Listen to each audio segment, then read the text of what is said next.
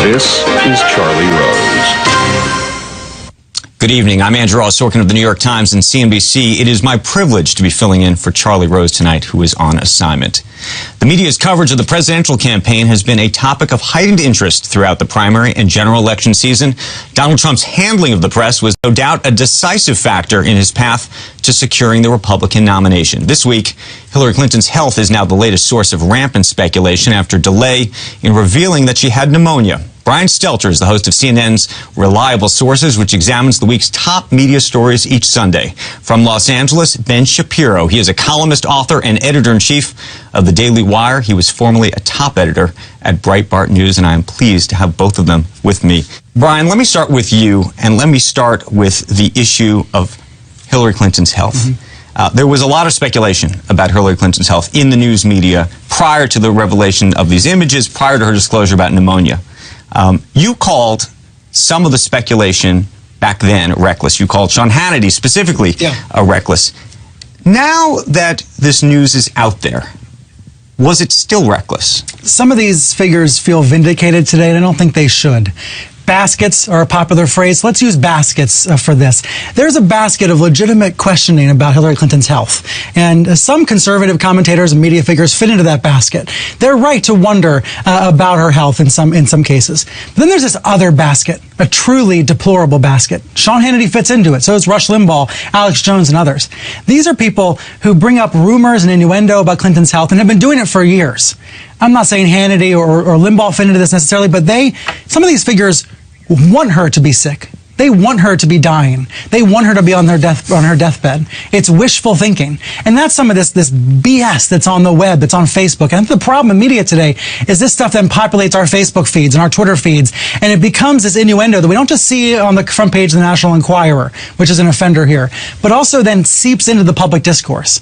And that's why I think the Hannitys of the world were irresponsible. Let me ask you a different question. Do you think the quote-unquote mainstream media should have been asking questions about her health before? I think the mainstream media was asking those questions. It wasn't necessarily all broadcast, right? But I do think many reporters had been questioning her health, especially with her coughing fits and things like that. It is interesting, though, to think about Friday to Sunday of last week when she was diagnosed with pneumonia. The reporters did not know until Sunday. Partly that's because the campaign kept it a secret, and partly it's because it's very hard to get inside the inner circle of the campaign. And maybe on Saturday and Sunday morning, reporters should have been trying harder to get that information. But it is disturbing the campaign withheld it, and it's disturbing the campaign was kept the press in the dark for 90 minutes when she left the 9/11 memorial. Ben, you're listening to Brian here, and I'm curious. I'm curious where you land on this issue. You know, when it comes to the media coverage of this, no, I don't think the media were asking appropriate questions about Hillary Clinton's health. Chris Chaliza of the Washington Post 6 days ago, wrote a column about why we shouldn't be asking any questions about Hillary Clinton's health. Then she collapses, and all of a sudden, it's perfectly legitimate. You know, are you going to release your health records? Why do you have a consistent record of hacking this much? And again, none of that is illegitimate. I agree with Brian that baseless speculation, that there are these videos that go around saying she has Parkinson's disease or MS. I mean, all this is nonsense. Exactly. Having doctors on the air to try and diagnose Hillary based on the fact that there's tape of her coughing is silliness. I mean, my wife is a doctor currently in residency, and she wouldn't be diagnosing people based on 30-second clips of them online. So then what's the appropriate way to do it, though? That's deplorable behavior. It's the difference between reporting and rumor mongering, and there's been too much wishful thinking, rumor mongering. What we need is less guessing and more reporting. Brian. This is Jim Rudenberg in the New York Times. He writes a column called "Trump is Testing the Norms of Objectivity in Journalism." He says, balance has been on vacation since Mr. Trump stepped onto his golden Trump Tower escalator last year to announce his candidacy. Democrats say that Trump has gotten $2 billion in free advertising, free media. Free coverage, yeah. Republicans say that Mr. Trump has gone unchallenged. And I'm going to go to Ben first. Do you think there is true and utter bias in the media? Yeah, I mean, I think there's bias in two directions. Do you think it's a conscious bias? Yeah, well, certainly, yes. Obviously, there is some conscious bias in the media, and then there's kind of the generalized unconscious bias. Most of the people who are in the mainstream media are people who are Democrats and will vote for Hillary Clinton come November, and they don't reveal that before they go on air. And so, yes, unconscious bias has an impact on how people perceive these particular issues. CNN, MSNBC have run chyrons fact-checking Trump. There's never been a chyron on CNN or MSNBC fact-checking Hillary Clinton. So that's bias in one direction. In the other direction, I'll say that there's sort of been and this is true for the Trump campaign, there's been this kind of unconscious lowering of the standard of decent behavior for Trump, in the sense that if Donald Trump shows up in Mexico and doesn't really do anything supremely noteworthy, this is considered a major victory for his campaign. If he goes into the debate with Hillary Clinton and doesn't act like an insane loon bag, then that will be a big win for him. So there's sort of a lowering of the standard, because the new standard for normal campaigning has been left behind. I mean, if they held Donald Trump to Mitt Romney's standards, then there's no way that he would have gotten nearly this far. Brian, you think the media is truly down the middle, if you will? I think there's a complicated definition of fairness in this election. Not all lies, not all misstatements are created equal. And so sometimes you look at the chyron, the banner on the bottom of the screen, it may not be fact-checking a Hillary Clinton lie, because that lie may be more complicated, may be more nuanced, may take a whole lot more explanation versus some of what Trump has said. I think in this election, fairness does not mean 50-50 coverage of each candidate and 50-50 treatment.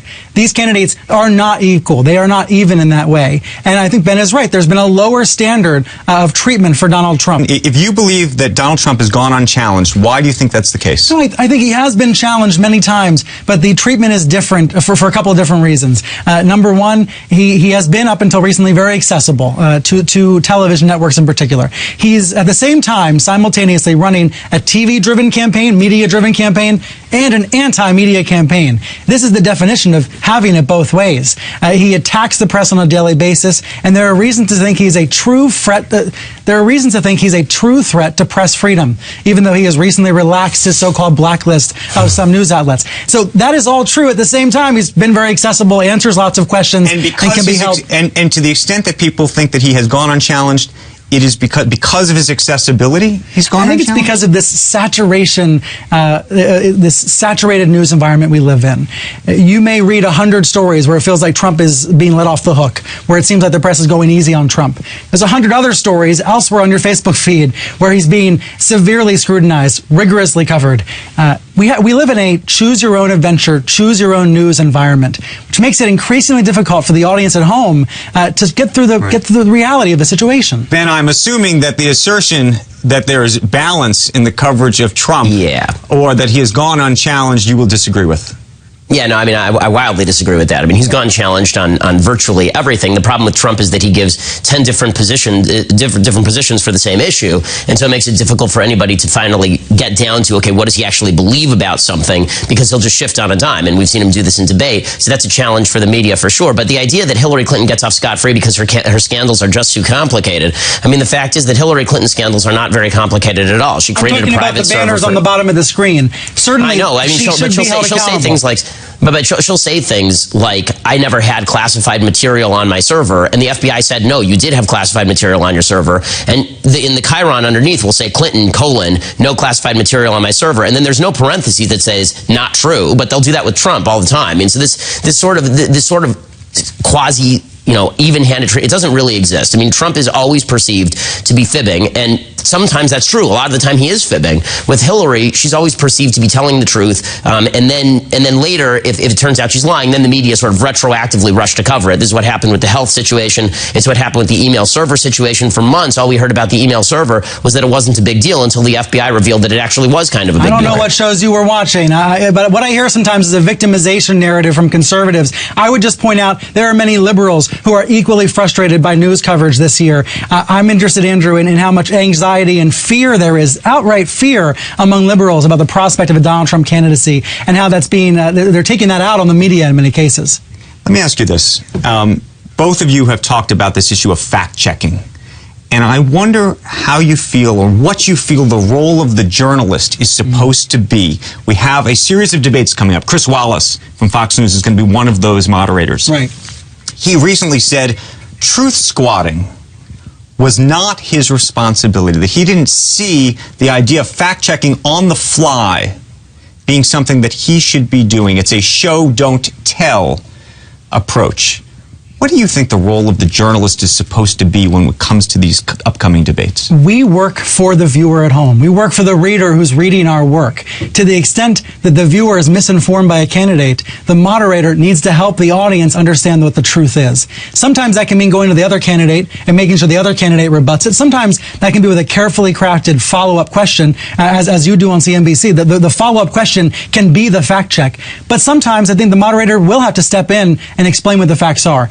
The reality is, again, not all lies are created equally. Sometimes it is very hard to fact check what a grayscale story is, but some stories are black and white. And that's why Donald Trump is a unique challenge. You could argue he's the biggest journalistic challenge of this decade. It's not that Clinton should be let off scot-free. She shouldn't be. She does make misstatements. But Trump is uniquely challenging. Then you add Clinton to the stage, and this is the hardest task these debate moderators have faced in modern times. Ben, the role of a journalist, the responsibility as these debates approach us? I mean, I think that the role of the journalist in this particular case when it comes to the debates is going to be asking the follow-up questions. And I think that there are a lot of these fact-checkers out there, including organizations like factcheck.org, that do have a bias and where they'll simply grant certain amounts of credibility to candidates based on the political appeal of those candidates or the political leanings of those candidates. It's dangerous to me to have a moderator up there who says, you know, Donald Trump, what you're saying about Vladimir Putin isn't true. Hillary Clinton, what you're saying about your emails is or isn't true, because there are many interpretations, unfortunately, of a lot of these issues. But it would be good to be able to say, you know, Donald, you weren't saying this a year ago. Here's a clip of you not saying this a year ago. And let's stop pretending that this is that difficult a job. It really isn't. We've seen these candidates for a year. It isn't in the sense that we know what they're going to say. I mean, if you've been watching Donald Trump for a year, you can predict what Donald Trump is going to say before he says it. And Hillary Clinton is absolutely predictable. So if you know what they're going to say, you should have a well-crafted follow-up prepared for every one of your questions if they say what you think they're going to. If the moderators don't step in, what I would say is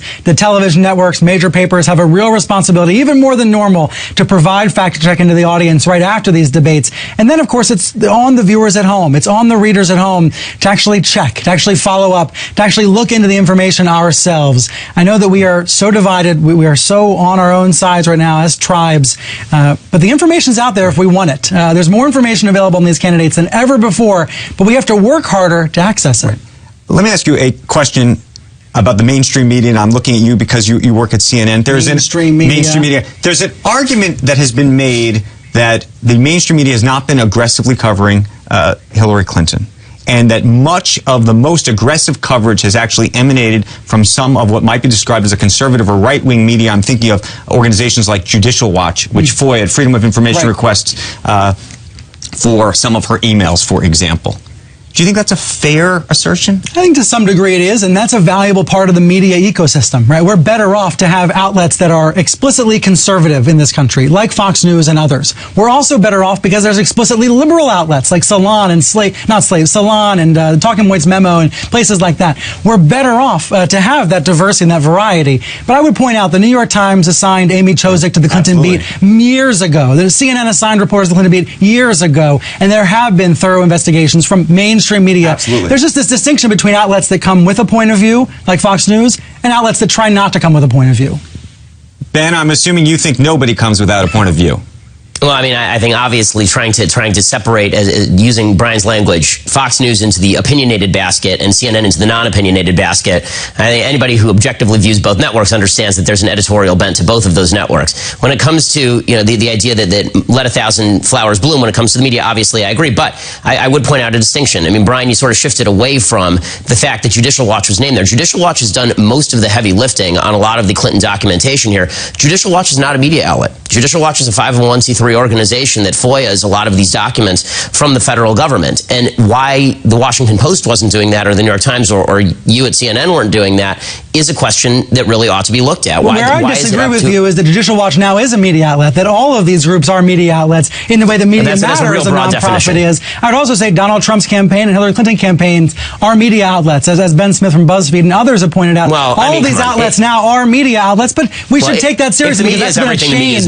But that's been a change in our media ecosystem, that all of these outlets now, all these nonprofits, all these companies are media outlets. Again, it's harder for the audience at home. I think it puts more of the onus on us to sort through it all. Okay, but the fact is that Judicial Watch, the way the Judicial Watch works, and I know this because I know the folks at Judicial Watch, is if they actually receive documents from a FOIA request, it's not like they have the power of putting it in front of millions of people like CNN does. I mean, they're a 501c3. They pitch their information to media outlets who either then pick it up or don't pick it up. So putting everybody in the media basket basically says there's no such thing as the media. An individual with a cell phone is the media. Ben, I think you're a media company, and I'm glad you are, because I can subscribe to you now.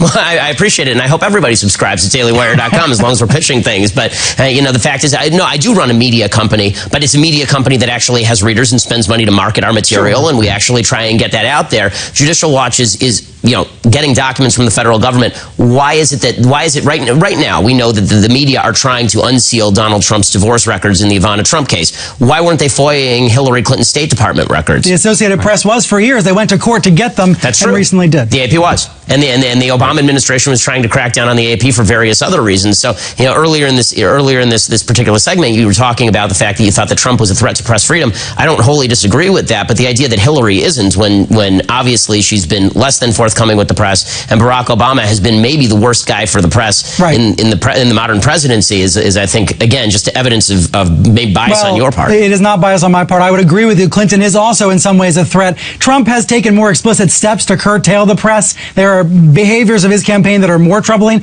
but Clinton is no friend of the media either, and it would seem that either of these candidates would continue President Obama's troublesome relationship with the media. Gentlemen, on that note, we are going to have to end the conversation there. I appreciate it. It is a debate that is not going to end anytime soon. Thank you. Thanks. Thank you both. Thanks so much.